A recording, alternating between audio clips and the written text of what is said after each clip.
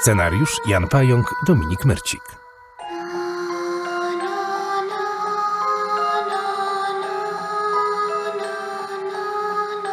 Realizacja Dominik Myrcik.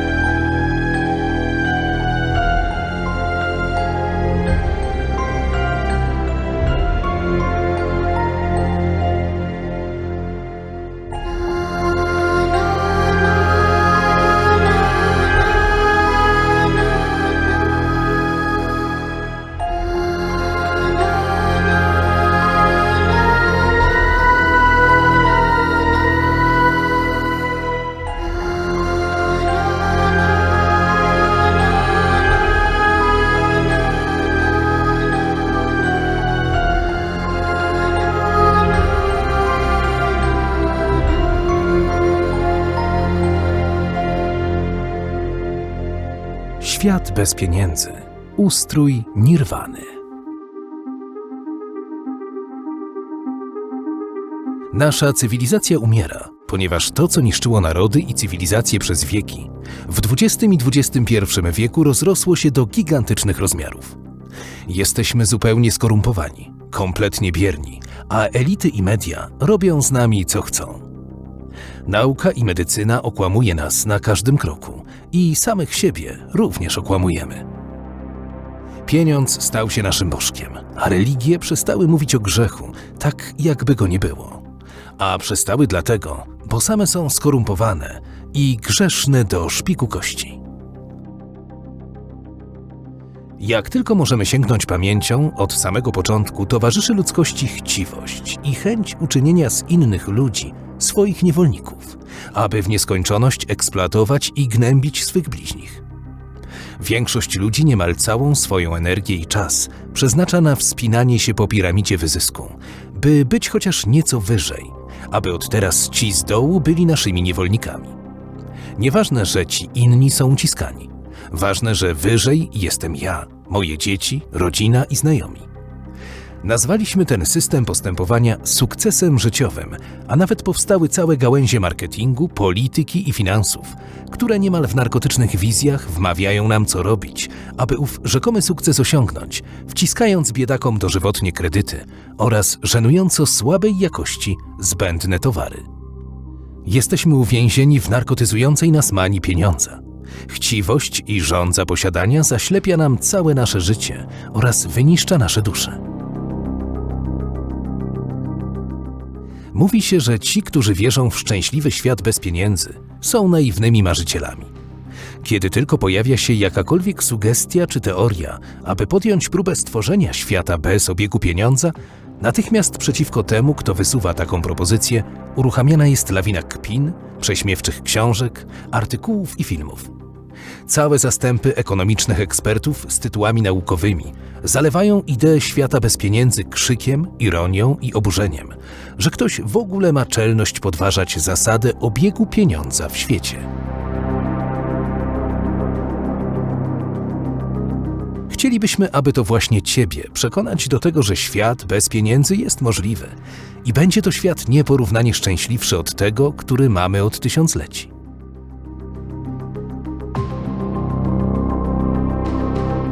Jakakolwiek forma pieniądza zawsze będzie źródłem wojen, krwi, wyzysku i cierpienia.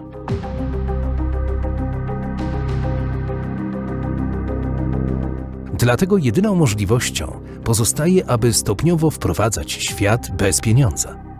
Proponujemy pokojową, demokratyczną ewolucję ludzkości w kierunku politycznego ustroju nirwany. Mamy nadzieję, że podzielisz nasze przekonanie, iż budowa świata bez pieniędzy to dzisiaj wcale nie utopijna wizja kilku ludzi, tylko absolutna konieczność. Czy masz świadomość, że nasza cywilizacja tkwi już zbyt głęboko w zakłamaniu, ślepocie, korupcji, nepotyzmie oraz niewystępującej wcześniej głębokiej i rozległej niemoralności? Czy widzisz, jak znaczną prawdę wyraża znane powiedzenie, iż pieniądze są źródłem wszelkiego zła na ziemi? Pieniądze stały się dla ludzkości narkotykiem, który uzależnił nas i rzucił na kolana wszystkie pokolenia Ziemi, jednocześnie powodując gigantyczną korupcję, która rozlała się już na cały świat i spycha nas ku zagładzie. Czy to nie dziwne, że na przekór zwiększania ilości pieniędzy i dóbr materialnych, które posiadamy, poziom naszego szczęścia nieustannie się obniża? Albo że ludzkość planuje wyprawę na Marsa, jednak nikt z nas nie jest pewny jutra. Mając aż 2 ustroje polityczne na Ziemi, kapitalizm i komunizm oraz kilkadziesiąt odmiennych systemów rządzenia, ciągle żaden z nich nie zdołał rozwiązać problemu wyzysku, bezrobocia, korupcji, bezdomności, przestępczości, pogłębiania się przepaści między bogatymi i biednymi, głodujących ludzi, wojen. Pieniądze wypaczają charaktery ludzi oraz rujnują całą naszą cywilizację, czego konsekwencją jest, że pieniądze są rodzajem wymuszacza wykonania pracy zarobkowej, a także jako źródła strachu dla tych z ludzi, którzy boją się utraty płaconej pieniędzmi pracy. Pieniądze i wszelkie czynione przez nie zło mogą być zupełnie wyeliminowane z życia społeczeństw poprzez zastąpienie ich cudownym poczuciem szczęśliwości, generowanej przez nieznane do tej pory zjawisko zapracowanej nirwany. Niefortunnie samo słowo nirwana typowo kojarzy się z religiami wschodu.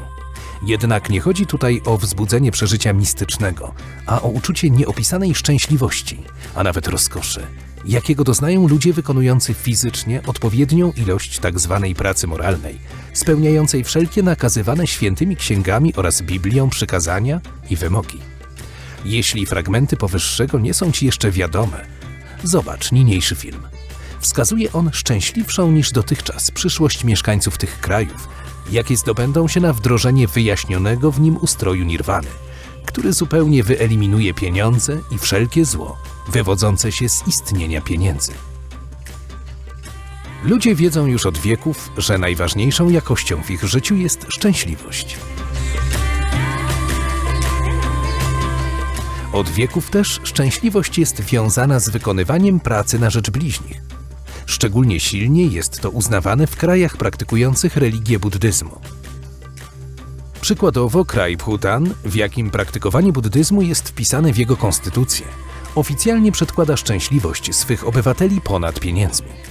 Stąd miernikiem postępu jest w nim szczęście narodowe brutto, a nie słynny produkt krajowy brutto. Również wyspy Vanuatu miały podobny system, w którym żyło się o wiele szczęśliwiej. Niestety napór turystów i związane z tym pieniądze mocno nadszarpnęły ów poziom szczęśliwości i styl życia mieszkańców tych wysp.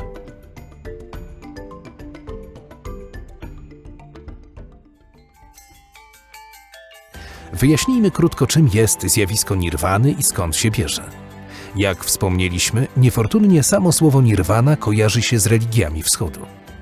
Dlatego chrześcijanie zwykle reagują negatywnie na pojęcia niepochodzące z ich kręgu kulturowego. Zupełnie niepotrzebnie. Nirwana rozumiana jest w niniejszym filmie jako zjawisko przepływu energii z naszej duszy do ciała fizycznego, jakie indukuje zmysłowe odczuwanie ogromnej szczęśliwości. Nie zastanawiałeś się kiedyś, dlaczego niektórzy ludzie są wyraźnie bardziej szczęśliwi od innych, a jeszcze inni umierają na depresję? To właśnie brak owej energii moralnej, która podobnie jak powietrze dla naszych płuc jest tlenem dla naszej duszy. Zapewne większość z nas zauważyła, że niektórzy ubodzy ludzie są o wiele szczęśliwsi od zamożniejszych, a niektóre zawody czynią ludzi bardziej spełnionymi i zadowolonymi z siebie i otoczenia. Dzisiaj już to wiemy. Przepływ energii moralnej gromadzonej w duszy, a upuszczanej do ciała daje to unikalne poczucie nieopisanej szczęśliwości, zwanej nirwaną. Dobrą ilustrację, jak potężnie nirwana może inspirować do ochotniczego podejmowania i realizowania nawet najcięższych rodzajów prac moralnych, dostarczają już poznane przez ludzi efekty użycia narkotyków. Chociaż narkotyki dają narkomanom jedynie bardzo mizerną namiastkę nirwany, ciągle motywują one narkomanów do pozbywania się wszelkich pieniędzy. Często nawet jest to cena ich życia. I to tylko po to, aby ową mizerną namiastkę nirwany móc odczuwać choćby przez kilka chwil dłużej. Współautor niniejszego filmu, doktor inżynier Jan Pająk, który w latach 97 i 98 XX wieku przez okres około 9 miesięcy osobiście przeżywał nirwanę wywołaną wykonywaną przez siebie pracą moralną podczas swej profesury na bliskim do natury Borneo. W swych publikacjach wyjaśnia, że jedyne, do czego intensywność odczuć nirwany bardzo zgrubnie daje się porównać, jest intensywność odczuć seksualnego orgazmu, jaki trwa bez końca, chociaż nirwana ma od niego bardziej uduchowioną i metafizyczną naturę. Szczególnie wyraźnie odczuwa się jej siłę w pierwszych momentach, kiedy nieznane nam wcześniej zjawisko nirwany pojawia się w nas po raz pierwszy. Jej bowiem nadejście jest równie piorunujące, jak zostanie uderzonym piorunem rozkoszy i szczęśliwości, który wprost paraliżuje całe ciało uczuciem, jakie rozlewa się po całym ciele osoby, która właśnie zapracowała sobie na nirwanę. Szczęśliwość nirwany jest tak potężna, że ma ona zdolność do zmotywowania każdego, kto raz jej zazna, w tym do motywacji nawet reprezentantów rządzących elit, przemysłowców i bogaczy. Pieniądze mają bowiem to do siebie, że chociaż dla elit rządzących i bogaczy stwarzają one luksusowe życie, jednak ogrom zła, jakim są nasiąknięte, uniemożliwia osiągnięcie czystego szczęścia za ich pośrednictwem. Chociaż więc niektórzy ludzie, w tym elity i bogacze, mają finansowe powody, aby być nieprzyjaźnie nastawionymi do wyników badań współautora tego filmu, w sprawie opisywanego tu wdrożenia ustroju nirwany w interesie ich szczęśliwości także leży jego wdrażanie, a nie zwalczanie. Ci więc z oglądających niniejszy film, którzy mają ku temu jakąś możliwość, powinni zwrócić uwagę wszystkim znanym im osobom, że zgodnie z biblijną zasadą miłuj swego wroga i przeciwnika, ustrój nirwany polepszy niewypowiedzianie także jakość życia dzisiejszych reprezentantów elit rządzących i niewolników bogactwa. Ustrój nirwany jest jedynym ustrojem możliwym do wdrożenia przez ludzi żyjących w naszym świecie fizycznym, jaki pozwala, aby wykonywanie wszelkich prac produktywnych było w nim całkowicie ochotnicze. Jeśli wdrożenie ustroju nirwany nie zostałoby spartaczone przez polityków, wyeliminowałoby z ziemi wszelkie niedoskonałości i wady poprzednich ustrojów, włącznie z usunięciem gigantycznej piramidy elit, nadzorujących wymuszanie pracy przez swoich niewolników oraz wyeliminowałoby pieniądze do utrzymywania bezproduktywnych luksusów, na które w marnotrawionych, uprzednich ustrojach zmuszani byli ciężko harować produktywnie pracujący ludzie. Wszechwiedzący Bóg aż tak mądrze i dalekowzrocznie wprogramował w ludzkie dusze i ciała mechanizmy wyzwalania zjawiska nirwany, że jedynie wykonywanie obwarowanej wieloma wymogami i warunkami pracy moralnej pozwala doświadczyć szczęśliwości zapracowanej nirwany. Wymogi te i warunki są tak zaprojektowane, że aby dana osoba je wypełniła i zapracowała sobie na szczęśliwość nirwany, owa generująca energię moralną praca moralna musi być ochotniczo wykonywaną ciężką pracą fizyczną, motywowaną dobrem bliźnich oraz musi być realizowana w absolutnej zgodności z wszystkimi przykazaniami i wymaganiami Boga opisanymi w Biblii. Przykładowo do prac moralnych nie zalicza się wysiłku budowania mięśni w salach gimnastycznych, ani uczestnictwa w sportach. Życie w ustroju nirwany natychmiastowo przywróci więc równowagę społeczną, polityczną i gospodarczą. Gdybyśmy mogli nagle przenieść się do jakiegoś państwa, które ma ustrój nirwany wdrożony już od dziesięcioleci, wówczas już nigdy nie chcielibyśmy żyć w innym ustroju. Ponieważ nieustająco będzie on udoskonalał cały system społeczny, używane narzędzia i budowane urządzenia, stopniowo podniesie on stopę życiową ludzi do poziomu nieporównywalnego z niczym, co istniało wcześniej. Problem jednak leży w ludzkiej naturze, która przed zmianami wymagającymi głębokiej transformacji zachowań i przyzwyczajeń będzie się bronić. Największa więc trudność leży w tym, aby zbalansować tempo zmian, to znaczy, aby nie było ono zbyt bolesne dla pokolenia, które jako pierwsze rozpocznie wdrażanie ustroju nirwany. Bóg zaprojektował zjawisko nirwany w taki sposób, iż pracy umysłowej nadał bardzo niską zdolność do generowania energii moralnej. Generowanie tej energii pracą umysłową z trudnością wystarcza do pokrycia jej codziennego rozpraszania i jest zbyt niskie, aby umożliwić osiąganie lub podtrzymywanie nirwany. Podobnie niski przyrost energii moralnej powoduje uprawianie sportu lub kulturystyki. Natomiast ciężkiej pracy fizycznej Bóg nadał wielokrotnie wyższą zdolność do generowania energii moralnej, tak aby była ona w stanie szybko wytworzyć i nieustająco podtrzymywać zjawisko nirwany. W dzisiejszych więc czasach wielu zapyta, dlaczego Bóg tak uczynił? Wszakże obecnie większość ludzi z rozwiniętych krajów zarabia na życie wykonywaniem właśnie pracy umysłowej. I gro z nich się chlubi, że nie splamiło swych rąk wykonywaniem jakiejkolwiek pracy fizycznej. Dlatego Bóg wkomponował w sposób funkcjonowania przepływu tej energii, że dla dobra i rozwoju przyszłych ludzi każdy musi powtarzalnie wykonywać jakiś rodzaj pracy fizycznej umotywowanej dobrem bliźnich. Powodem nadania tylko ciężkiej pracy fizycznej zdolności do generowania nirwany jest zastopowanie i odwrócenie trendu dominującego opłacanych pieniędzmi ludzi, aby unikać zaznania pracy fizycznej, co powoduje myślenie w sposób oderwany od realiów i ograniczeń faktycznego życia, zamykając umysły takich wyłącznie umysłowych pracowników w przysłowiowych szklanych biurowcach i wieżach z kości słoniowej, którzy nauczyli się dyrygować swoimi niewolnikami, sami dłubiąc w nosie przy biurku lub komputerze, pobierając przy tym od kilku do kilkuset razy większe wynagrodzenie. Ludzie pracujący w ten sposób są niezdolni do rozpoznawania prawdy i odróżniania jej od kłamstwa i zupełnie nie potrafią tworzyć prawdziwego postępu oraz odmawiają naprawiania własnych błędów. Dzisiejsze ustroje podzieliły społeczeństwa na nieformalne kasty oraz na szlachtę, której wolno więcej. Najłatwiej to odnotować wszędzie tam, gdzie pieniądze lub strach dominują nasze życie. Przykładowo bogacenie się elit pomimo kryzysów i pogłębianie przepaści pomiędzy bogatymi i biednymi. Nieustający wzrost podatków powodowany korupcją elit i ich milionów urzędników, jakie podatkami i opłatami kompensują swoją chciwość, rosnący apetyt na pieniądze i bogactwo z tym związane. Spójrz na politykę zatrudnieniową, w jakiej dobrze płatne posady są przyznawane niemal jedynie członkom własnej rodziny oraz kolegom, z którymi prywatnie się spotykają. Zobacz, co ludzie zdesperowani strachem przed utratą tego, co im do życia niezbędne, już obecnie wyczyniają w coraz większej liczbie krajów świata.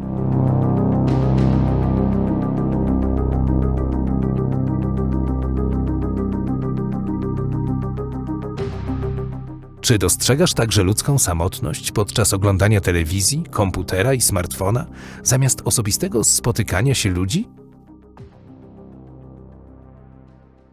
Dla nikogo nie jest już tajemnicą, że wszystko, co obecnie się produkuje, jest projektowane tylko na wytrzymanie określonego czasu użytkowania.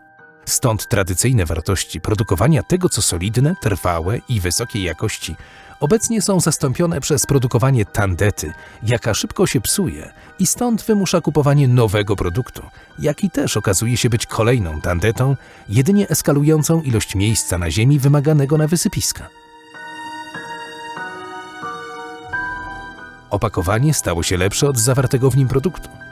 Dawne wartości przyjaźni i lojalności w każdej sytuacji obecnie są zastępowane rywalizacją, kto z nas będzie bogatszy, a poprzednie, co ktoś potrafi, zastąpiło kogo się zna lub kto stoi za naszymi plecami.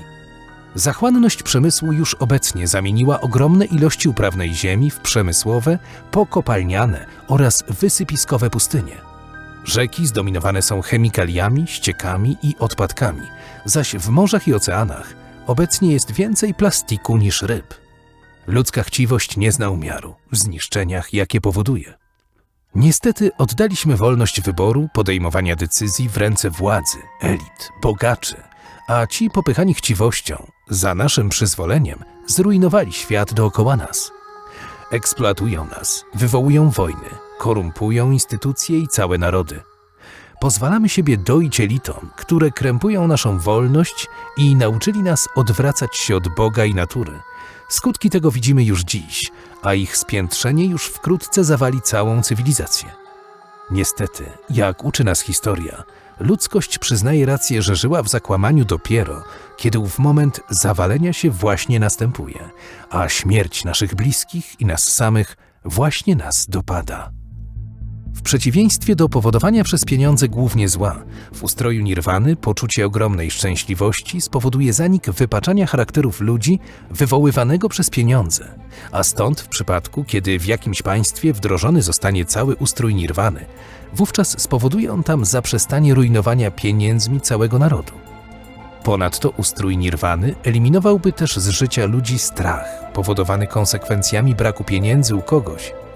Wszakże każda wykonywana ochotniczo praca fizyczna, jaka spełnia wymogi pracy moralnej, jest w stanie wygenerować nirwanę, a stąd w ustroju nirwany nie byliby potrzebni pracodawcy, ani budżety czy fundusze, bowiem każdy byłby w stanie znaleźć dla siebie jakiś fizyczny rodzaj pracy, zaś produkty wszystkich ochotniczo wykonywanych prac moralnych byłyby udostępniane za darmo każdemu chętnemu.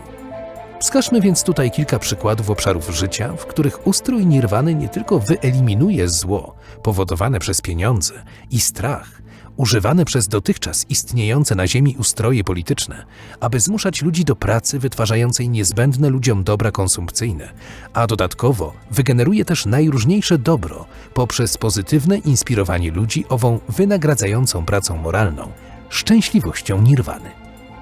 I tak, we wszystkich obecnych ustrojach politycznych elity rządzące zmuszają do pracy wytwarzającej dobra konsumpcyjne za pomocą pieniędzy i strachu. Do podziału zaś wyprodukowanych dóbr elity posługują się obdzielaniem pieniędzmi, jakie każdemu są potrzebne dla zakupu wymagalnych lub potrzebnych dóbr konsumpcyjnych. Tyle, że ci, co rozdzielają pieniądze, zatrzymują dla siebie ich lwią część, eskalując niesprawiedliwość, podziały i frustrację. Na dodatek, potrzebne ludziom dobra w takim systemie podziału może sobie kupić tylko ten, kto się przysługuje owym elitom, co eskaluje kolesiostwo, korupcję i nepotyzm. Tymczasem w znacznie lepszym ustroju nirwany wszelkie dobra konsumpcyjne będą produkowane w wyniku pracy moralnej, jaką każdy zdrowy obywatel będzie ochotniczo starał się wykonywać w wybranej przez siebie dziedzinie, miejscu, czasie, ilości, aby utrzymywać się w stanie ogromnej szczęśliwości nirwany. Po zaś wyprodukowaniu owych dóbr, każdy będzie mógł je otrzymać za darmo, jeśli potrzebował je będzie dla zaspokojenia swych funkcji życiowych lub do wykonywanej pracy. Wszakże ich marnotrawienie lub niemoralne użycie będzie wówczas powodowało automatyczne rozpraszanie posiadanej energii moralnej przez mechanizmy zawarte w duszy i ciele każdej osoby, a stąd w przypadku, gdy ktoś będzie niemoralnie nadużywał ów darmowy dostęp do wszelkich potrzebnych mu dóbr konsumpcyjnych, wówczas utraci swą totalistyczną nirwanę. Dlatego podział dóbr w ustroju nirwany będzie zwiększał u ludzi respekt do sprawiedliwego postępowania, moralności, obiektywności, bezstronności, równego traktowania wszystkich bliźnich itd. Wszystkie stare ustroje polityczne wdrażały rzymską zasadę dziel i rządź. W myśl tej zasady wszyscy ludzie zawsze byli podzieleni co najmniej na bogate elity rządzące oraz na ubogą siłę roboczą, czyli na dzisiejszych pracowników, którzy nie są niczym innym jak tylko niewolnikami bogaczy. Elity rządzące zmuszają do pracy swych niewolników wszelkimi dostępnymi im narzędziami, używając w tym celu zastraszania i pieniędzy. To zaś nawarstwiło potężną ilość zła.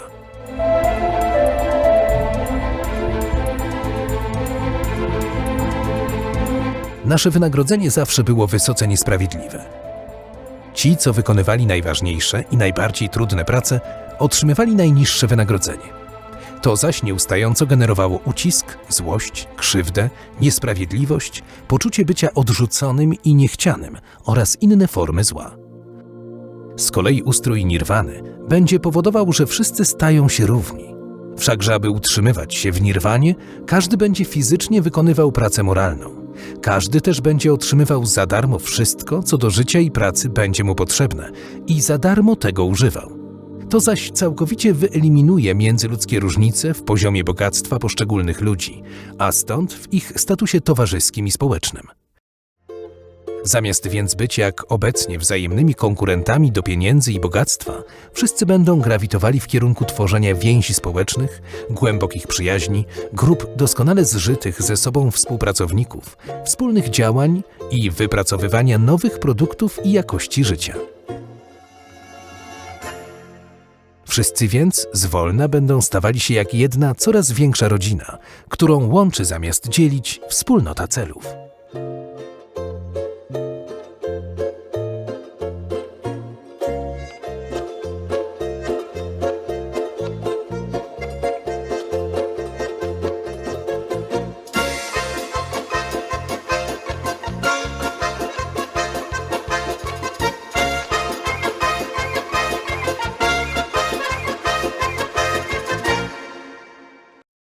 Jednak po wdrożeniu powszechnego wynagradzania owocami pracy moralnej, czyli szczęśliwością nirwany, wszelkie prace będą wykonywane ochotniczo.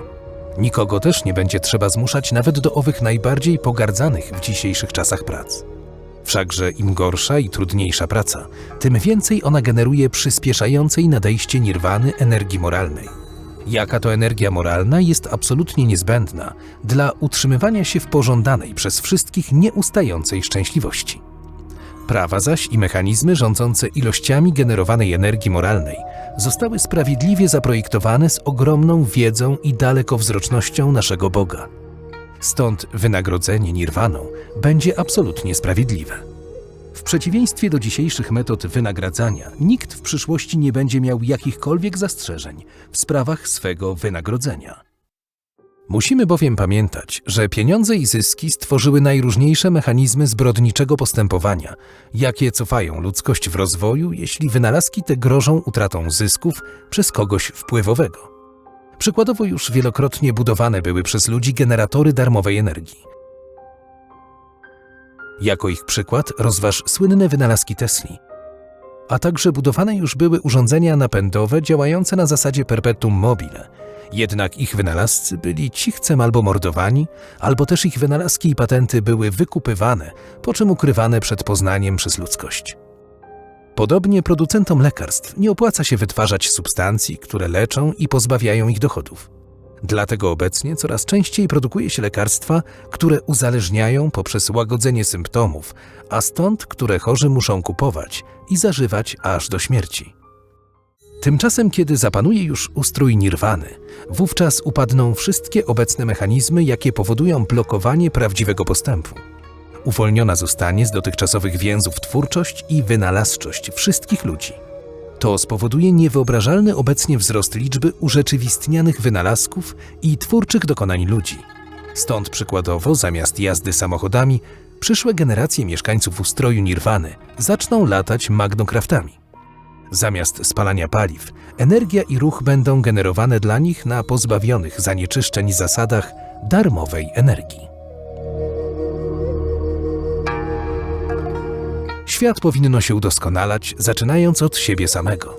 Tymczasem użycie pieniędzy wprowadziło sytuacje i nawyki, że wszyscy starają się udoskonalać świat poprzez narzucanie innym swej woli.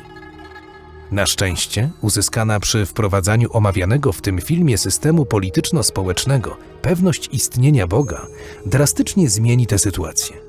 Każdy będzie wówczas miał coraz większą świadomość istotności udoskonalania swych najbardziej krytycznych cech, a także nieustającego udoskonalania wszystkich produktów swej pracy.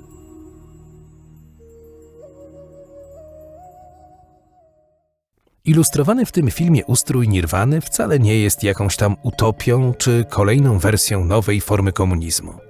Pokazane w tym filmie naukowe ustalenia wywodzą się od współtwórcy tego filmu, który osobiście przeżywał uczucie nirwany przez około 9 miesięcy podczas swej profesury na bliskim do natury Borneo. To właśnie wykonane wówczas przez niego szczegółowe badania tego osobiście przeżywanego zjawiska dostarczyły solidnych fundamentów naukowych do wszystkiego, co film ten wyjaśnia. Wdrożenie w życie omawianego tutaj społecznego ustroju nirwany potrafi wytyczyć nowy, nieopisanie lepszy i szczęśliwszy kurs dla całej ludzkości. Warto więc wziąć osobisty udział w historycznym przełomie jego ustanawiania w swym kraju. Produkujemy, konsumujemy i zużywamy bowiem zdecydowanie za dużo surowców. Kultura zużywania niepotrzebnych dóbr napędzana jest chciwością, celowo obniżaną jakością i zdecydowanie nadmiernym konsumpcjonizmem.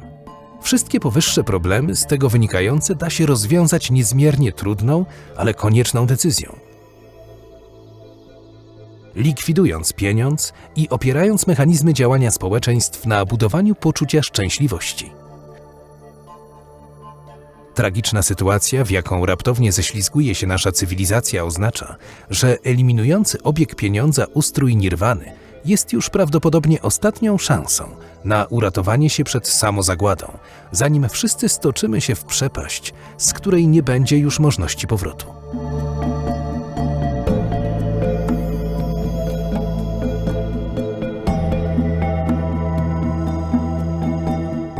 Odcięliśmy się już od Boga, który nas stworzył i nauczył odróżniać dobro od zła. Zniszczyliśmy naturę i klimat. Oceany i lądy zamieniliśmy w wysypiska śmieci. Zatruliśmy chemikaliami wodę, glebę i żywność. Zdeptaliśmy bezmyślnie dawne, sprawdzone w działaniu tradycje, zasady moralnego postępowania i więzy rodzinne, na jakie w życiu zawsze mogliśmy liczyć, zastępując je iluzją komputerowych przyjaciół i uganiających się za korzyściami partnerów, którzy jednak od nas uciekną przy najmniejszych oznakach naszego wpadania w kłopoty. Mimo iluzji licznych wirtualnych znajomych, faktycznie jesteśmy samotni i pozbawieni potrzebnego nam wsparcia.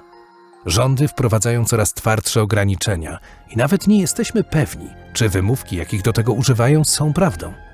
Nie wiemy nawet, co stanie się jutro. Nie wiemy, czy staniemy się chorzy lub starzy. Któreś z praw, jakie wkrótce mogą zostać wprowadzone, będzie w stanie nakazać naszą eutanazję.